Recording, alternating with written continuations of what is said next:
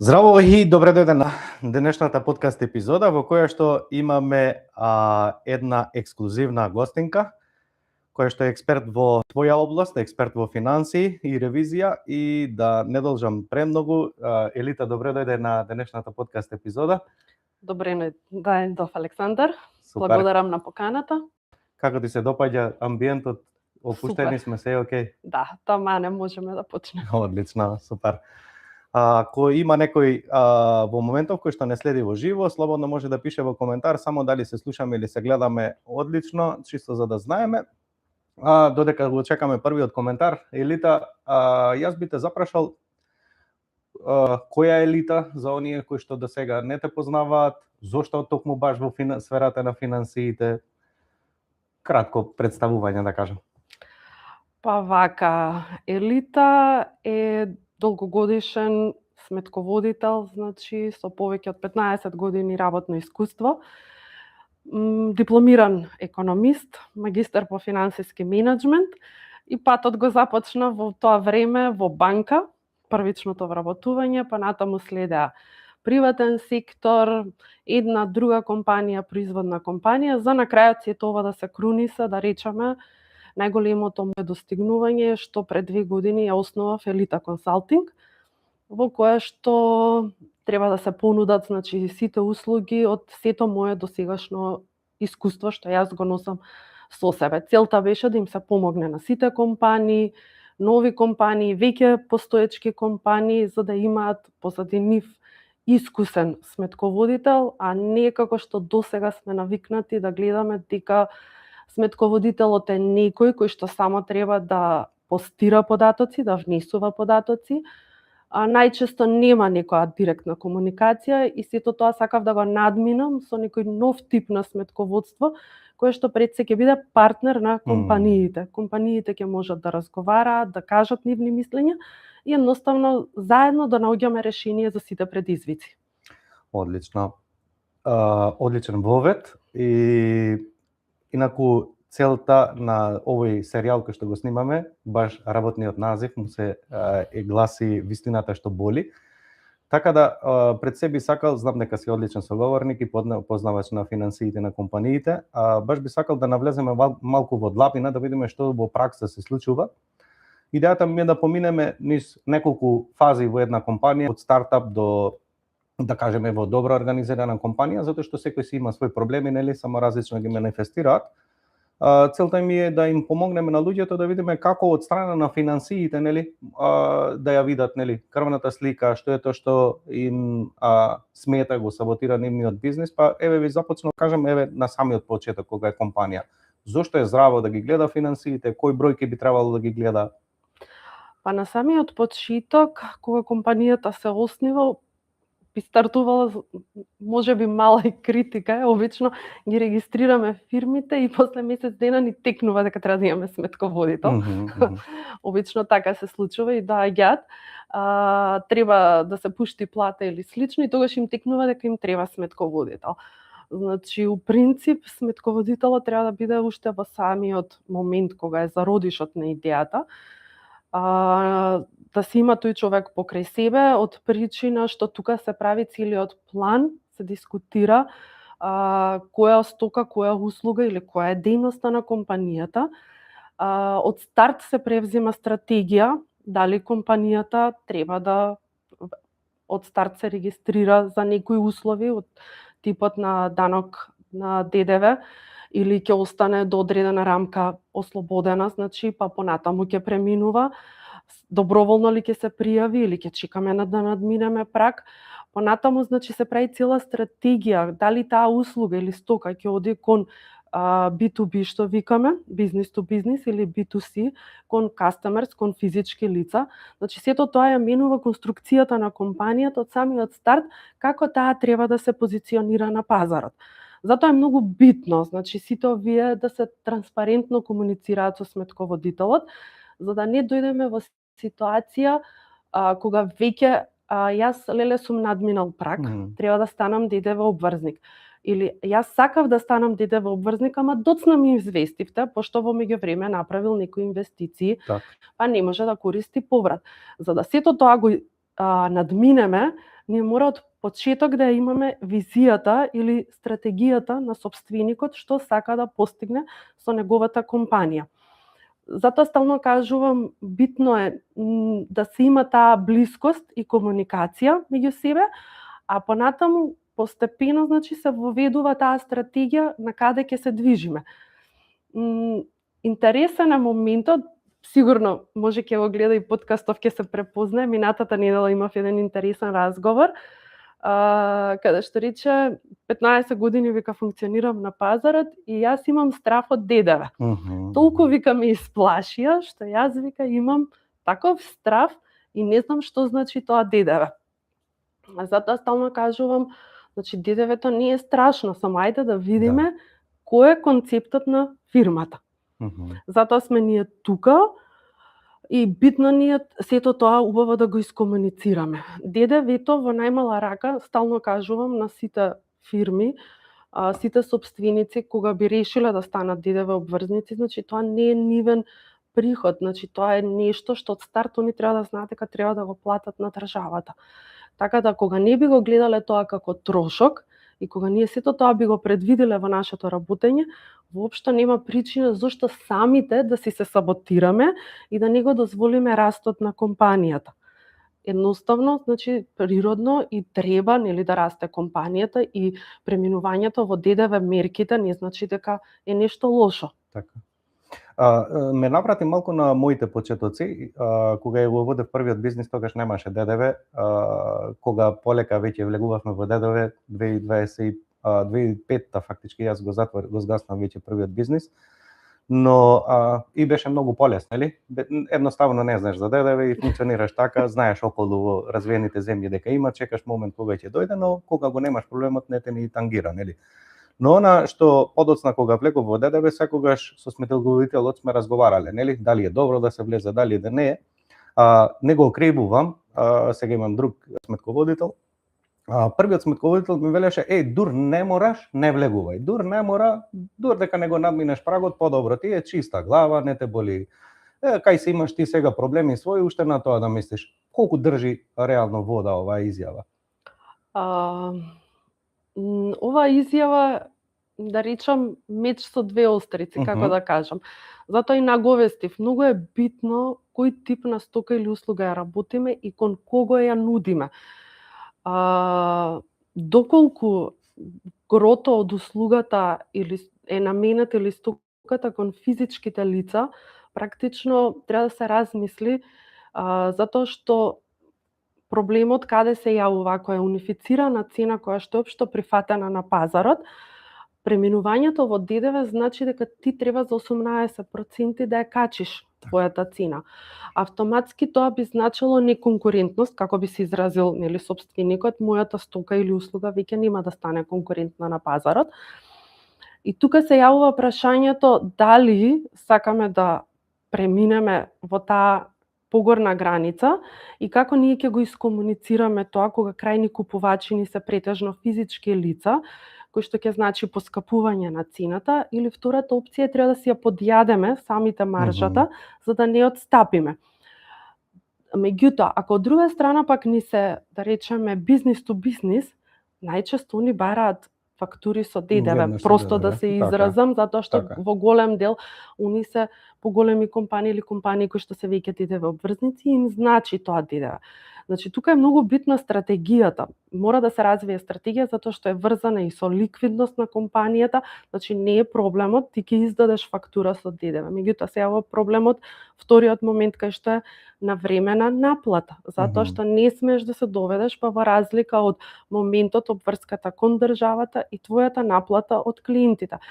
Тука се повеќе сегменти кои што треба стратешки да се стават на хартија, да се издискутираат и да се види како ние понатаму би се развиле. Јас сум со таа теза секогаш дека ДДВ-то не е страшно, дека нормално е, дека не е трошок, туку тоа е нешто што и го должиме на државата. Сметам дека треба ментално, умствено тука ДДВ-то така да го прифатиме и да си се едуцираме во таа насока дека и кога го наплаќаме, тоа не е наши пари, не се.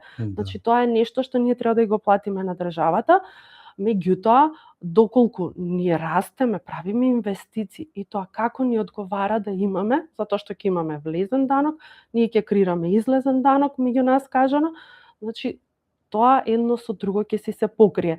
Значи битно е каде сакаме да однесеме компанијата. Така.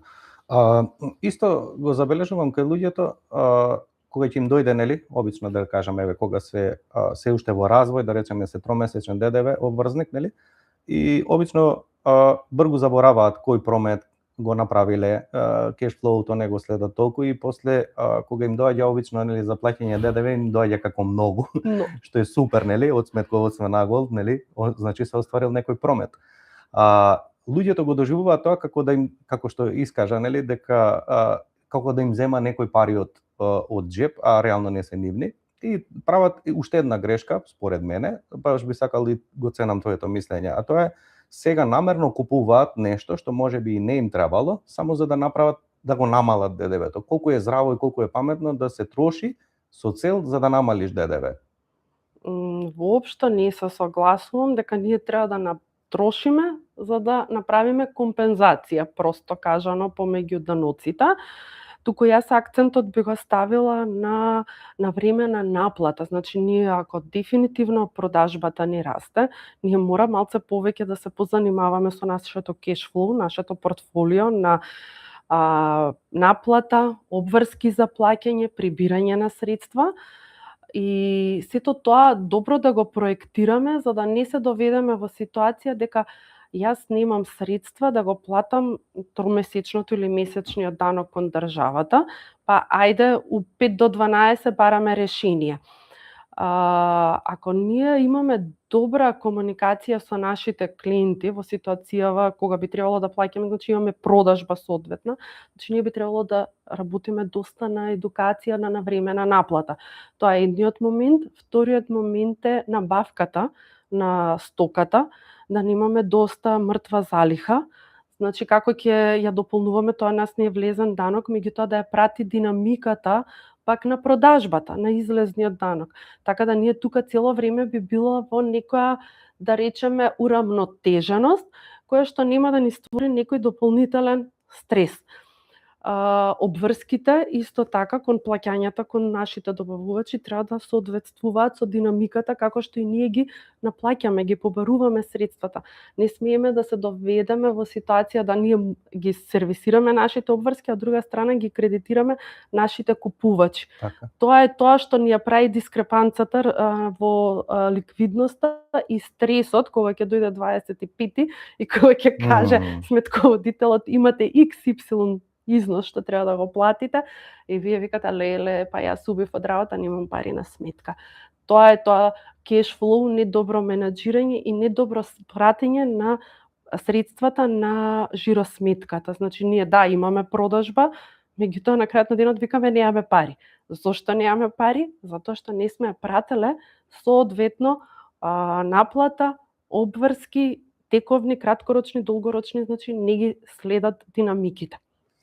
И полека ме наведува да размислам една работа, а тоа е дека најчесто сметководителите токму ги гледаат како препрека, како лекар кој гледаме, нели, како полиција. Сите ја цениме, сите ја сакаме, ама некако сметководителот ни ја кажува вистината што не ни одговара.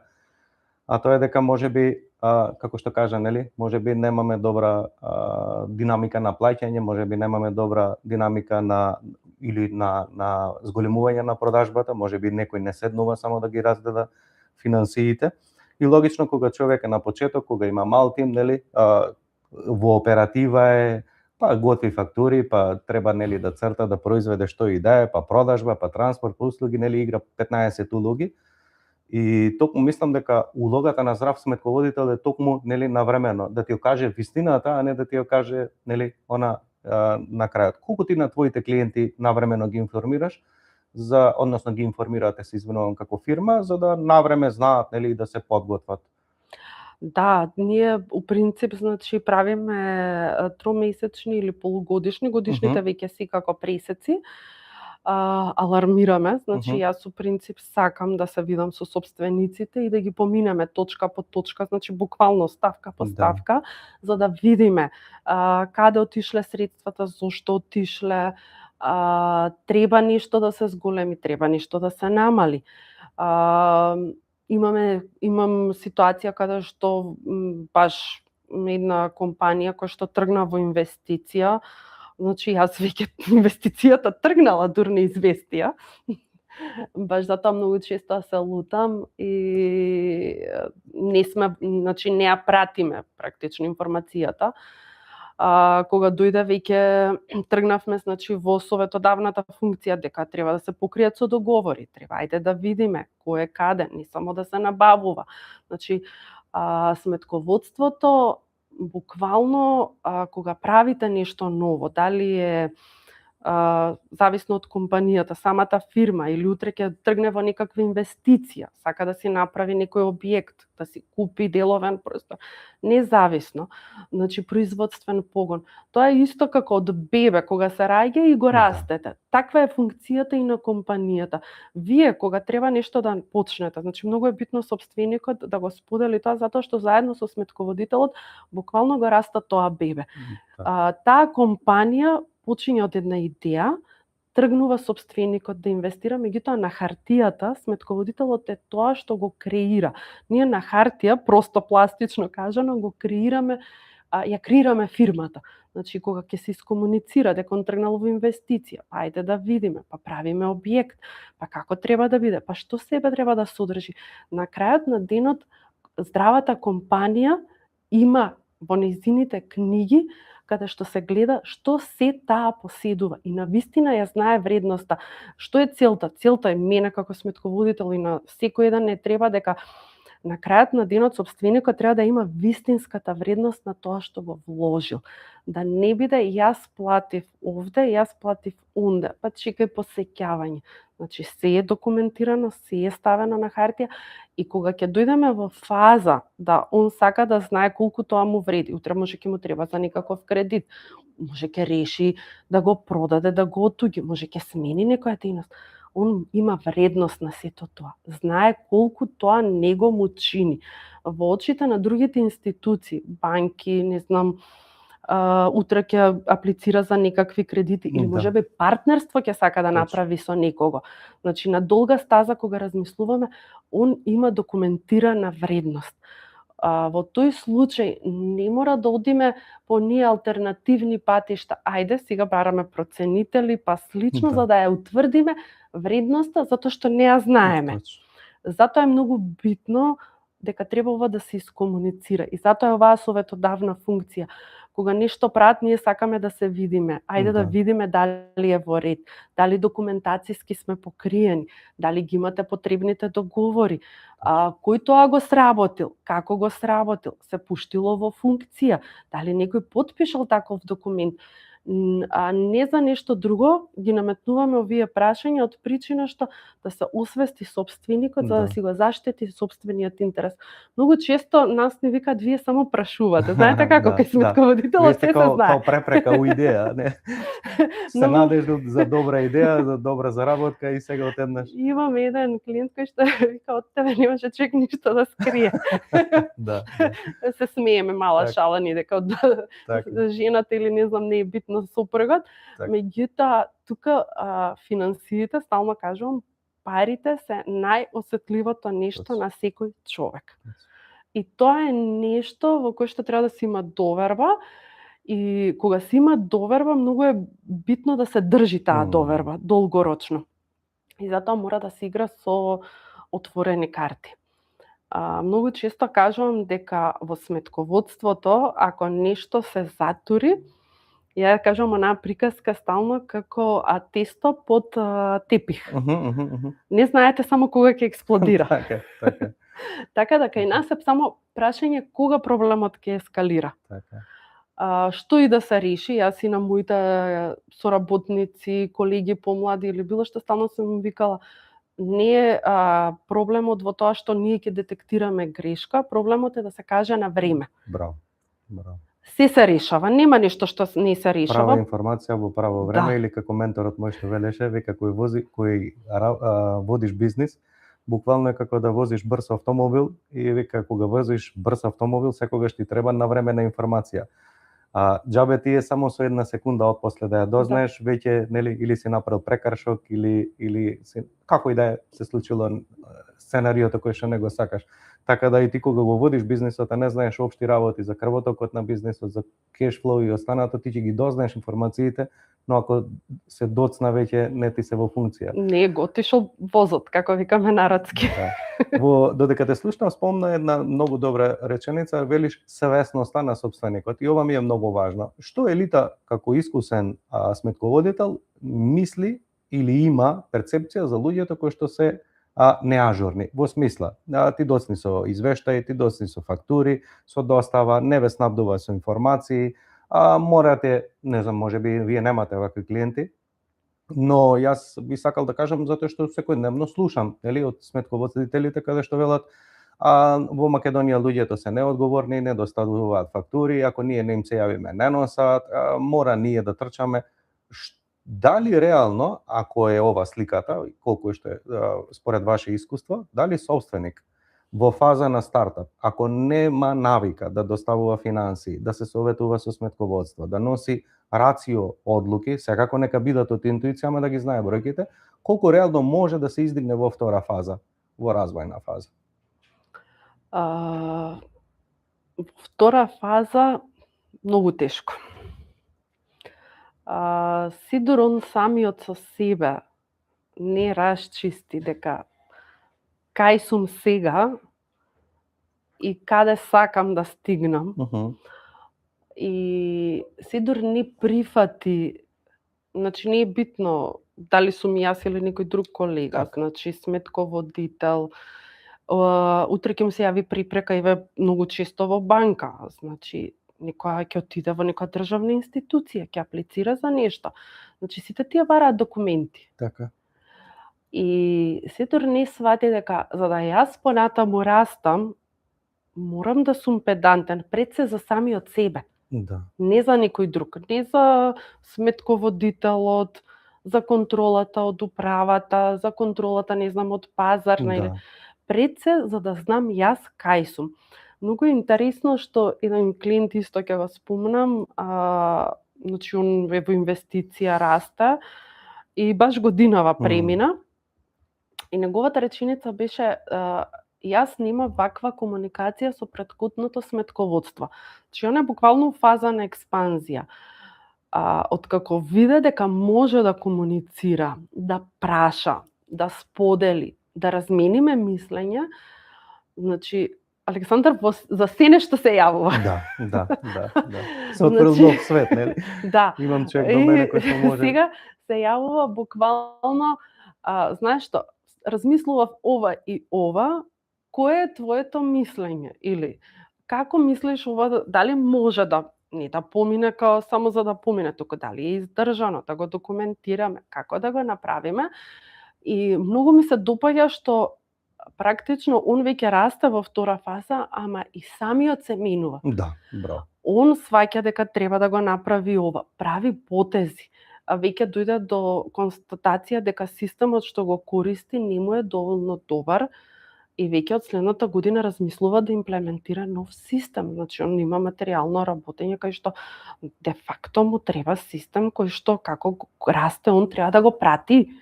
До сега овој систем не дека е лош, меѓутоа едноставно обемот бара веќе позахтевно. Веќе размислува за проширување на тимот, значи вложува во негов објект целосно и сето тоа него го тера да едноставно сите норми што треба да ги има, полека сака самиот да ги воведе. Да. Не некој друг да му туку он веќе станува свесен дека јас сакам да прераснам во второ ниво, сакам да бидам некако што викаме поинтересен на пазарот. Сакам да работам со покрупни клиенти на пазарот. Значи за да дојдеш ти до тој стадиум мора и ти да исполниш некаков рейтинг. Со други зборови, ако сакаш да играш по таа игра, мора да ги почитуваш и тие правила. Мора. Ова ме потсети на еден тренинг, ама има добри 10 години. Со предприемачи правиме тренинг и велам, дојдовме на тема сметководство бројки. И велам супер, нека крене еден одраз нека кренат рака луѓето кои што имаат аверзија кон полиција, кои што немаат доверба, кои што не ја сакаат и буквално цела сала, сите до еден. Значи ги слушам како коментираат. Нема доверба, вакви се, такви се, познати се зборовите, да не должам. И велам супер, сега задржете ги рацете горе. И велам супер, ако сега се вратите дома и забележите дека имате провала, дека автомобилот ви е оштетен на паркинг, дека можеби имате дојава дека дома ви влегол лопов некој или како и да е. Што прво би направиле? Дали би го решавале самите проблемот или би повикале полиција? Викам, сите што мислат да бараат полиција, нека останат со рацете кранати, оние што сами би тргнале, спуштете ги. Останаа сите раце дигнати. И сега доаѓаме до една интересна ситуација каде што народот додека не е изгорен, односно луѓето, нели, додека немаме и лошо искуство, нели, едноставно не го цениме тоа. Кога ќе ни се случи некој проблем, тогаш посегаме. Па често велат, нели, ќе вработам кога ќе имам повеќе пари, ќе вработам кога ќе имам повеќе обем на работа, ќе вработам кога ќе имам повеќе продажба, но прво вработуваш па се случува продажбата, нели? Всушност најчесто и се е обратно од тоа што го мислиме. Колку тука здраво сметководство може например да им даде реални податоци на луѓето кои што имаат потреба да вработат, луѓе за продажба, комерција да развие, можеби тим за комерција, можеби сака да назначи менаџер, директор на продажба, кој што ќе води сектор. И сега например во оваа фаза се случува, нели, полека да се развиваат компаниите во друга насока. Често имаме и на програми, знаеш, кај што имале самиот собственик се бавели со продажба, некој лице му помага, сега сака, нели, еве да го развие тој сектор и сега калкулира, имам пари, немам пари, имам работа, немам работа, дали ова ќе ми биде трошок, дали нема, и тоа е се сосема нормални мисли. Колку сметководството здраво може навреме да им укаже во смисла, да, супер, планираш тројца луѓе, тоа ќе те чини толку, за придонеси за гориво, толку треба промет да направиш. Колку ова реално може да му значи на собственикот и дали го правите? Тоа баш ми е интересно. Искрено, да, го правиме и многу му значи. И сега ме подсети пак на случајно во разговор со еден од колегите тука што ни е на Mastermind, излезе дека за многу работи и не сме ни свесни самите. Посебно кога е во делот на вработените, затоа што практично ние како сметководители покриваме најголем дел од се. Кој отиди каде, праши го сметководителот, дули работи што не се за сметководителот, се насочува кај сметководителот. И уствари дојдовме до заклучок дека собствениците за многу работи не се ни свесни што имаат прво од вработени, кој кадар го има, освен што знаат да договараат, нели, колку плата, притонеси и тука завршува целата приказка. Дали е задоволен или не е задоволен и толку. Обемот расте и најчесто слушаме приказката нема луѓе за работа. Да. Само тоа, каде да најдам луѓе? Дури некои се спремни да платат, да превземат, меѓутоа тоа не значи дека со плаќањето и превземањето дека ќе се реши проблемот. Дури имаме ситуација каде што еден од клиентите беше сигурен дека му е најден комерцијалистот. Завчера кога дојде и што правиме со обработувањето, знаеш што ми рече дека го чека работа на друго место. И викам сега што правиме, јас го планирав него. И викам добро, значи пак се сведуваме без оглас, немаш пуштен оглас. Значи без оглас, јасно. Туку преку препорака. Очекување препорака, така да. И му викам пак користиш твои конекции. Да. Вика, ама не е мој. И сега имаме недоразбирање, викам не реков дека е твој човекот, значи ти преку твои познати, викам треба да дојдеш и тоа што и вака, вика, па да. Значи викам оглас немаме. Да. И дојдовме во фаза дека викендов требаше да се работи оглас, да стави на хартија што му треба. Викам, ајде да тргнеме, затоа што точно примерот што го кажа, тој е собственик, во кој што е и комерција, и продажба, и набавка. Така, да, сосема нормално, да. Да. И викам, ајде да тргнеме. Многу често кога има ние јавни повици, ние ги споделуваме. Јас сум доста често им кажам дека ако имате некоја помош Да. од типот на практиканство или слично, ајде да размислиме стратегија. Ајде да примеме некој можеби како практикант, па ако се покаже добар, Точно. ќе останеме со трајно вработување. Така ја градиме и културата на компанијата. Значи, едноставно долги да се задржуваат вработените, да немаме честа флуктуација, затоа што честата флуктуација значи многу трошење време и енергија. Така. Падни стани, цело Така. време сме, не можеме да го тргнеме во нагорна линија со компанијата. Така да прифаќаат сугестии, секогаш кога сме ги споделиле било какви мерки или доста често знаеме и да препорачаме. Ние себе неколку девојчиња што обично ќе се јават имаш ли потреба или ништо. Значи меѓу себе знаеме да си препорачаме, значи јас сум видела дошол на интервју, например, не е за кај мене, ама можам да го препорачам кај некој мој клиент, може место, дали административно, дали е во продажба, дали некаде каде што сметаме дека може да се вклопи. Јас многу често и ги препорачувам, значи неам желба да го задржам, бил кај мене на интервју и завршуваме. Дури некои што доаѓаат, можам да им кажам во моментов кај мене не може, например, не исполнува некои услови, меѓутоа имам клиенти, дали може да го препорачаме вашето CV. Така да наидуваме и на таква соработка, еве 2 веќе или 3 девојчиња работат, значи скроз препорачани и баш ми е мило што ја правиме, да речем, добрата страна. Јас ја гледам како отварање врата на некој друг, за да може и тој да се вработи и они да се среќни и задоволни. Трошокот, ние го калкулираме трошокот, го кажуваме на собственикот, меѓутоа поентата нас кај ни е целта, кога го гледам, ја гледаме капацитетот на фирмата, за да он може да се ослободи и да може многу повеќе да расте. Тука сме ние, за да се не исконсултира, да не искористи максимално, значи со сето знаење, сета поддршка што ние имаме од наша страна, во делот на вака препорака за вработување, во финансиска стратегија да направиме, ајде да видиме побарувањата какви се ги гледаме периодично кешфлоуто, па ајде алармирај некаде каде треба, не оставај толку отворени. Некојаш знаат да дојдат да се исконсултираат дали да активираме присилна наплата некаде, доаѓаме и до таа фаза. Дали да направиме такво нешто, па ајде во координација некогаш заедно разговараме, па од другата страна да видиме, во случај да решиме дека тој собственикот видиме сите мерки се поминати, немаме фидбек од другата страна, значи го препуштаме понатаму и на присилна наплата, не убава страна, меѓутоа и таа е конечната мерка на крајот на денот. Така е, на крајот нештото мора да се затвори кругот. Да, мора да се затвори кругот, така да сите тие елементи ги покриваме од причина што во мојот тим дополнително јас имам и многу убава соработка и со правник.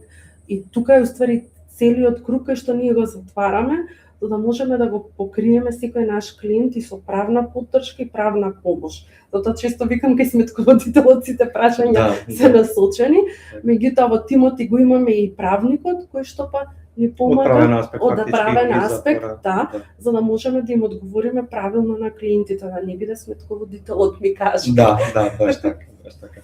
Од она што го сваќам јас, значи, вие најмалку работите сметководство. Мислам, не дека вие најмалку работите, но тоа е најмалку што го добиваат клиентите во таа смисла, нели, во смисла на книжење, на увози, на фактури и на се останато, фактички тоа е нешто што ви е основа, а вие имате и како дополнителни услуги.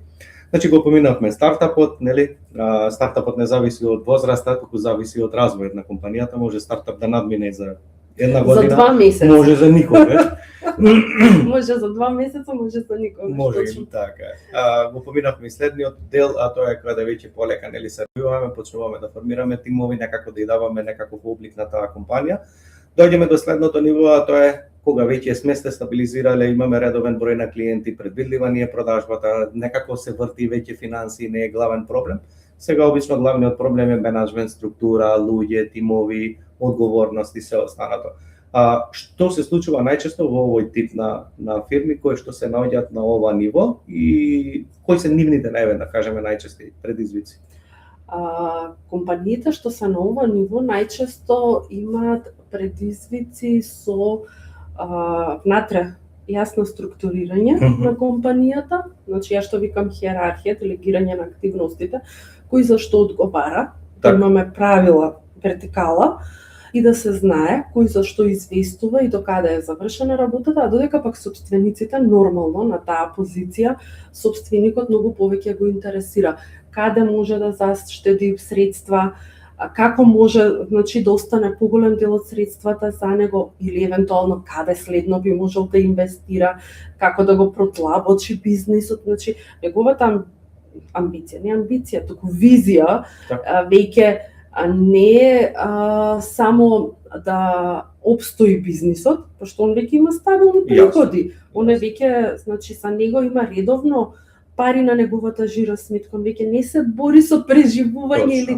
како да ги платам достастаните обврски, туку веќе неговата желба е остварување на поголеми приходи, поголем дел од колачот, он веќе треба да се наплати. Практично целовиот претходен труд е сега во фаза каде што он треба да го наплати, да го види бенефитот од тие 10 или 15 години интензивно работење и веќе доаѓа на цена неговата вредност, неговото искуство и знаење, каде што он многу малце се појавува во компанијата, меѓутоа ги носи клучните одлуки, тимот е добро позициониран, значи знаеме кој со кого комуницираме, кој за што известува, кој на кого ја праќа информацијата, тоа сето е во една убава синхронизирана слика и буквално, значи, собственикот само бара каде јас можам да заштедам, како јас можам следно да инвестирам, каде јас можам да дуплирам, значи со овој обем или со овие ресурси, јас да имам единица повеќе за мене. Значи, тоа се неговите прашања, како он понатаму може сето тоа да го гради бизнисот, да го веќе во подоцнежен стадиум, во зависност од собственоста, веќе тука се размислува, нели, некои остануваат фамилиарен бизнис, веќе кај нив се раѓа и друга идеја како да се пренесе бизнисот, што да се направи, дали некој да го наследи или не. Значи, тоа се веќе подоцнежни стадиуми кои што е веќе сигурен бизнис, има добра позиција и продолжува, значи, да функционира, пошто ако е добро позициониран и собственикот е, нели, сака полека да се повлекува, многу е битно и како слеано ќе се пренесе тој бизнис. Пошто и на добро позициониран бизнис во долга стаза, ако сака да, ја што викам, време е за, они не се пензионираат никогаш, меѓутоа нели малку не мора да се грижи за оние оперативни секојдневни проблеми. Битно е како ќе го остави за да тој тече. Дали ќе биде на некој наследник или ќе биде некој трет, меѓутоа многу е битно веќе тој пренос на бизнисот. Од финансиски аспект каде губат пари најчесто компании кои што се на ова ниво? Несвесно. Несвесно во ова ниво каде губат компаниите пари. Најчесто губат пари ако тргне во експериментирање на некој нов бизнис. Тука обично може да кажеш некој пример од пракса, не мора конкретен име и презиме, него чисто само за да одоловам. Најчесто има стабилен бизнис во сосема убава позиција и кога он решава да се расплинува. Паралелно отвара нов бизнис, може да е скроз друга бранша, друга пошто му дошло интересно и предизвикувачки. И едноставно носечкиот бизнис во одреден момент го храни вториот бизнис. Кога ќе се освести собственикот дека вториот бизнис не е толку доходовен како што веќе ја цица првата фирма и ја ослабува. Обично најчесто тие втори бизниси понатаму или одат во стечај или во ликвидација или едноставно мора да се направи оттуѓување, затоа што оној носечкиот кор бизнисот може да го потоне. Имаме доста случаеви кога они се расплинуваат. Затоа викам, многу е битно во таа стабилна фаза кога си која е понатаму, јас би инсистирала, нели, она што го дискутираме во длабина, не во ширина, или веќе ако се прави нов бизнис, тој треба да биде целосно одвоен бизнис. Да не влече од овој што е веќе стабилен бизнис. Баш сега пред некое време исто се појави каде што компанијата најверојатно ќе оди во стечај, за да остане првата мајката компанија, затоа што да, на хартија е супер, меѓутоа во реалност не заживува. И уствари почиња да ја цеди носечката компанија.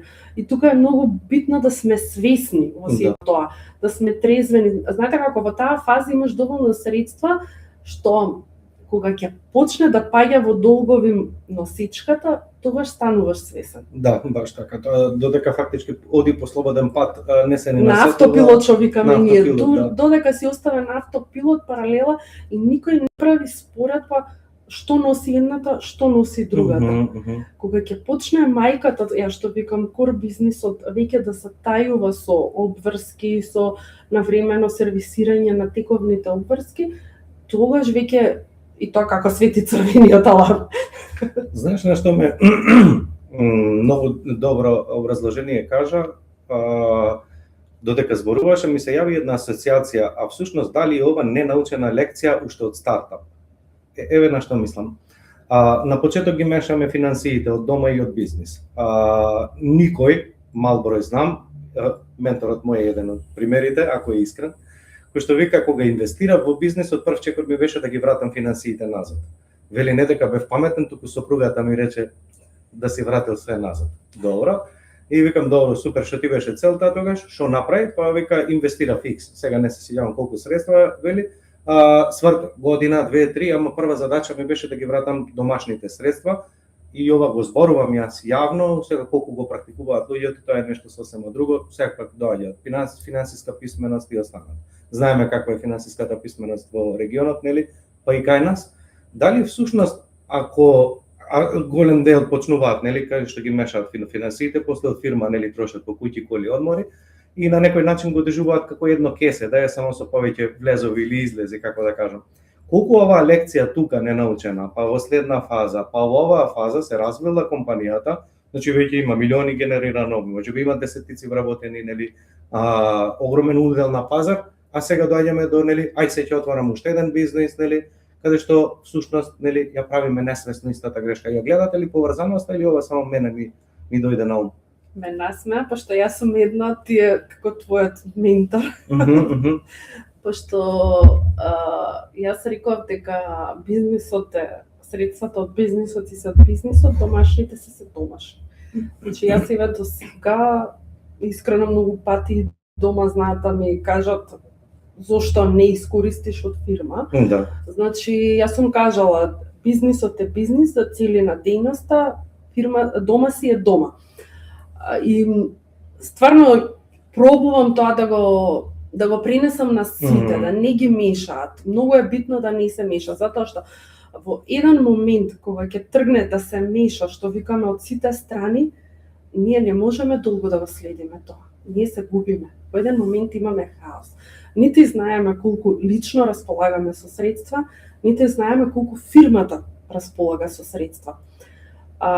Прост пример, пред некој ден добив прашање, а нели може на име на фирма да купам кафе, средства за чистење или не знам. Ти на име на фирма можеш да купиш се, никој не брани.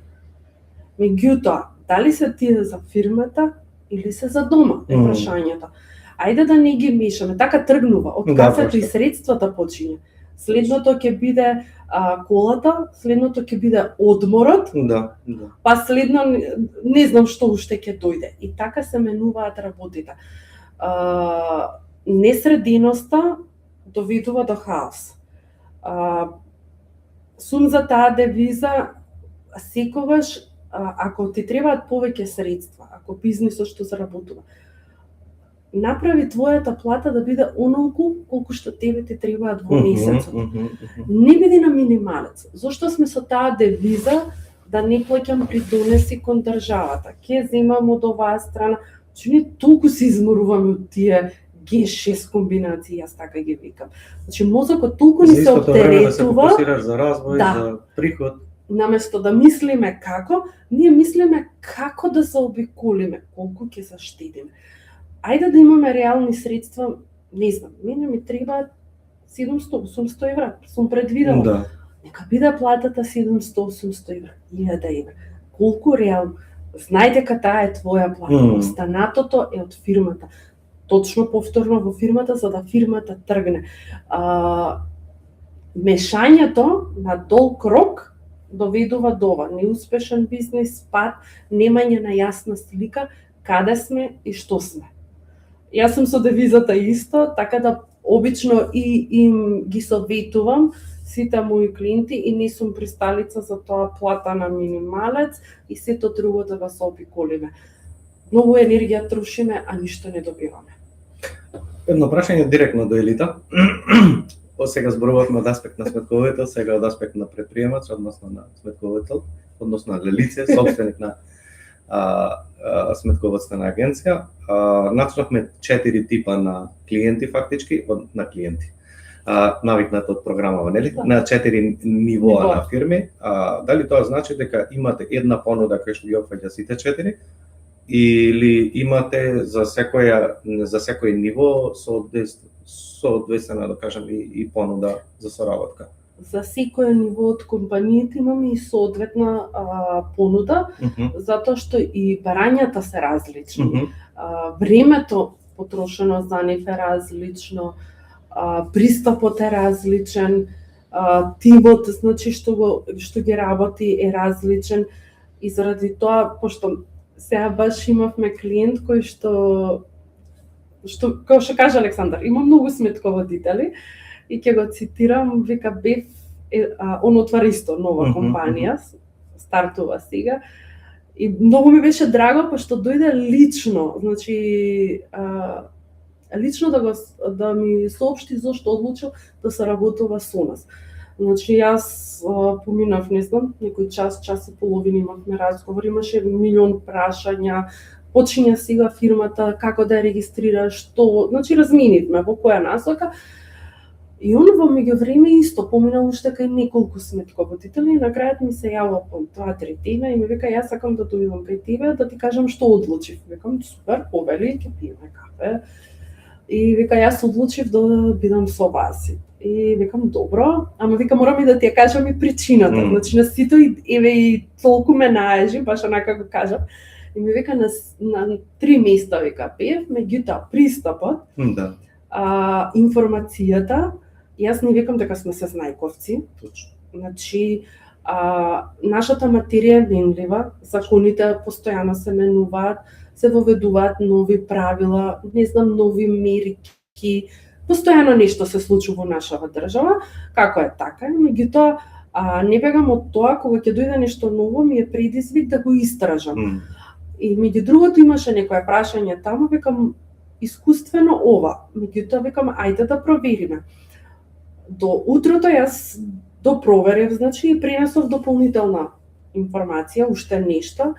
И он кога дојде, кога одлучил зошто да се работува со нас, беше реченицата затоа што ти си посветила време, да, тоа што ми го кажа, дури си побарала уште дополнително и без обврска со бајлето ми ја сподели информацијата.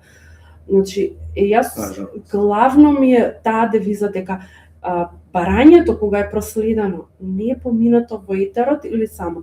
Ако нешто не сме сигурни, го испитуваме, ќе побараме консултација, составно, да, имаме надворешно, значи имаме тим, дали е правник, дали е дополнително уште еден ревизор во соработка.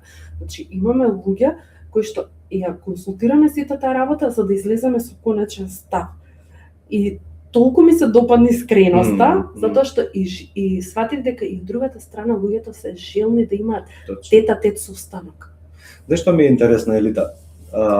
Знаеш и самата, до сега имаме соработувано со стотици предприемачи. Оно што го гледам на терен е доста фрапантно и интересно. Секако дека сме луѓе прво таму поаѓам, меѓутоа скоро и да не познавам предприемач. Еве и самата си на група на Mastermind, имаме тука солидна група и со другите останатите се знаеш. Дали од 100 луѓе, 20 или 30 ќе кажат дека баш му е соработката одлична со сметководител. Нешто ме интересира мене. Кога ги прашувам, викам супер. А што те нервира кај сметководител? И прво што слушаме, па имало мерки, никој не ми каже. Аха, добро. Следно, па вика, данок ми доаѓа, па бар да ми каже да знам на време да намалам. Аха, добро. Друго, па види имало мерки за X неповратни ваквите. Аха, добро. Друго, па имало грантови вели за самовработување. Добро. Друго, па знаеш, еве завршна, доаѓа јануар, јас што да правам у јануар, ќе да тражам фактури ја од мината година, кој мене ќе ми даде или што ако доцне, барем да ми каже порано. И сега ова се само 3-4 изјави, што верувам ги знаеш и сама, и кој ќе прашам, аха, супер, а колку време тоа трае? Колку го имаш ова искуство, нели? И сега ќе каже, од почеток. Или ќе каже некој кој што наречеме 5-10 години, 20 води бизнес, ќе каже, па цело време никогаш не ми кажале. Или спонтано, ако јас инсистирам, вели, еднаш, два пати ќе ми кажат и после не. Мене многу ме интересира една работа, кога би можел на некој да му кажеш, ако си у ваква ситуација како што ја опишав, што е тоа што го губи, а не знае? Нели ние, како да кажем, од ова лошово сме се навикнале, ама некако го хендламе. Ама како да немаме право на поарна соработка, нели на подобра соработка? Точно, пошто ние сме научени секогаш на лошото, тоа што го зборувавме. Не се мислиме на лошото, никога мислиме на позитивното или доброто. Така да во пари не знам да му пресметам на некој искрено колку губи, меѓутоа факт е дека губи, затоа што периодов, например, имаше мерки помина доста и за нови бизниси, за постоечки, за самовработување, за вакво вработување. Имаше доста, например, јас доста ги следам и сум во таа мрежа, каде што имам цело време објави, не знам, преку странски фондови, преку ова, преку на Светска банка, не знам, Европска унија и слично. И јас постојано ги споделувам на моите клиенти и ствари, не знам, состаноци, сега имаше преку една од банките, нема врска, значи јас не сум присталица, никогаш не фаворизирам никоја институција, стално, меѓутоа имаше многу убава едукација исто организирана и јас на сите ја споделив. Меѓутоа, каде го гледам? Од една страна вика колку губам, меѓутоа, од тоа што јас го споделив, беше многу убава едукација, само еден клиент успеа да се појави на настанот, он беше презадоволен, значи јас бев таму и пошто е мој клиент поканет, значи јас го споделив на огромна мрежа. Некогаш викам дека и самите клиенти се до некаде криви, пошто одиме со девизата мене ли ќе ми дадат. Мене ли ќе ми одат. Да. Па таму е наместено, таму е не знам, значи не може на некој да му дадат ако не проба, она како со лотото, да ми падне, а не уплати, еднаш па да видиме, да. Не може да не ти дадат ако не поднесеш. Не може ако ти имаш издржан бизнес план или убава некоја идеја или стратегија, никој да не те изслуша. Значи, ајде да го одработиме. И примерот ми е што на тој настан беше многу убав за извозни компании, за конекции и слично. Само еден клиент се појави, он беше страшно задоволен. Да. Он се направи контакти. Но толку на средно треба некој да ти промени целиот живот. Многу. На крајот беше Елита, за вакви настани секогаш да ме известуваш. Да. Значи, дојдов да заклучам дека тој што сака, точно. На мала пружена рака, он ја подава и неговата. Значи, мораме и собствениците, не ме известиле, окей, добро. Еве, ако некој ви извести, го поставувам прашањето, дали ќе аплицираш? Да. Дали ќе пробаш? Точно. Пошто сметам дека... Дали ти не достига информација или реално всушност?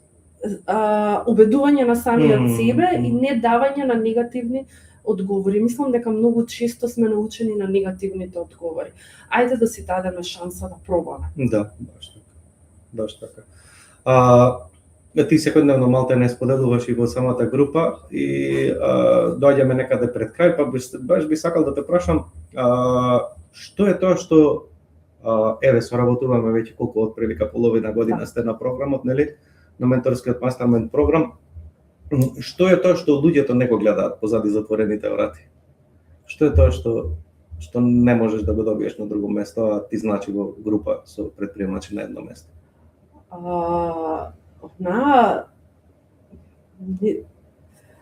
Поддршка. не знам како кој збор е соодветниот, меѓутоа ние имаме таква нека кохерентна група, значи толку синхронизирана. Дури сега не е убаво, ама како потреба секојдневно да конзумираш нешто. Значи сите сме со различни бизниси, а доаѓаш до заклучок дека сите имаме исти проблеми. Независно од големината, значи порано или покасно, сите ќе дојдеме во таа фаза. Дури некои работи, оние што се понапредните, сега пред малце јас искоментирав, дури некогаш некој тоа што ќе ти го сподели, викендов имав ситуација кај што си викам не е можно. Како можеше да го предвиди тоа? Како некој да е пред времето. Значи, тоа е група на луѓе ентузијасти со визија, кои што сакаат да пробаат, сакаат да сменат. Луѓе кои што немаат време да коментираат ова чини, ова не чини во државата. Ово е на ова, значи не, ајде да го одработиме. Дај да си дадеме шанса да веруваме во нашето, затоа што јас и самата себе си многу често си се наоѓам дека ние бевме воспитани, стално кажам, неблагодарните, каде што го фативме кога се затворија фабриките и слично. Ние живеевме во времето, тоест најмногу кога требаше, ние кога дипломиравме, тие генерации кога требаше да се вработуваме, во Македонија фабриките се затворија. Ние го поминавме тој процес, уште сме во транзиција. Меѓутоа, стравот од дали ќе најдам работа, дали ќе ми успее бизнисот, стравот дека имам семејство, како ќе го издржам, мислам дека оваа група е тоа што ти вика можеш. Продолжи, имаш моќ, имаш знаење, супер си и тоа е нешто што на сите ни треба. И затоа мислам дека многу убаво функционираме, иако се гледаме еднаш месечно во живо. Ама кога ќе се видиме, значи ние не знаеме да прекинеме. И мислам дека ова се пријателства доживотни, иако се случајни. Не знам како ете Господ не донал кога да спои. Се шалеше на века Алексатра, како не состае, века не знам, тоа е господа работа. Ете така, не знам стварно како не состави тука да сме сите. Меѓутоа е многу убава енергија и не знам дали некој би сакал да прекине од тоа. Ова е како зараза. Зараза. За сите оние кои што денеска те слуша, има желба за консултација, за евентуална соработка, како да те контактираат луѓе? Слободно може да ме контактираат по социјалните мрежи или на LinkedIn постои Елита консалтинг. Или евентуално, значи, на мојот мејл е исто elitaconsulting@gmail.com. Е, супер, тоа ќе го ставиме под линкот, да. Да, така да слободно може да ме контактираат, достапна сум, на било која тема можеме да разговараме, значи без одврски, секогаш е добронамерно, а никогаш не се знае од еден разговор до каде може да ни отиде. Одлично, јас само да ја искористам приликата за крај. Тоа е дека на 12 и 13 септември организираме дводневна бизнис конференција во која што ќе разговараме сабота приходи, промет, профит, односно како да го развиеме нашиот бизнис, да зборуваме од страната на парите, а од другата страна во неделя ќе зборуваме како да изградиме тим, како да работиме помалку, водиме бизнис, значи да не работиме оперативни работи, туку како што кажа, тој што сака има желба да работи по цел ден, супер, нека работи пак, но да работи предприемачки задачи, а тоа значи да може бизнисот да функционира без да биде собственикот буквално ангажиран нели во секојдневното работење. И што би им кажала ти, зошто би требало да дојдат во септември? Затоа што ова е некоја зараза што не се пропушта. Дефинитивно. Не расипувам. Доволно беше. Ви благодарам за гостувањето, Елита, одличен соговорник и навистина ми е криво што на 2-3 пати ја прекинавме, ама секако ќе ја изрежираат луѓето, па ќе ја поставиме на едно место, на една да се има една целина, затоа што и јас би сакал да ја преслушам и да ја прегледам, да дадат многу мудри совети. Ти благодарам уште еднаш за издвоеното време и се гледаме во некоја следна прилика. Благодарам и јас на поканата и навистина ми беше чест да учествувам на ова и се надевам дека некој ќе се најде во целиот мур. Те чекаме со нови информации, затоа што знам дека имаш една благородна идеја а тоа е финансиска писменост. Нема да разговараме за многу, кога ќе имаш целосна информација, баш би сакал Ќе да ја ја споделиме развиеме. со луѓето. Да, поздрав од мене и се гледаме.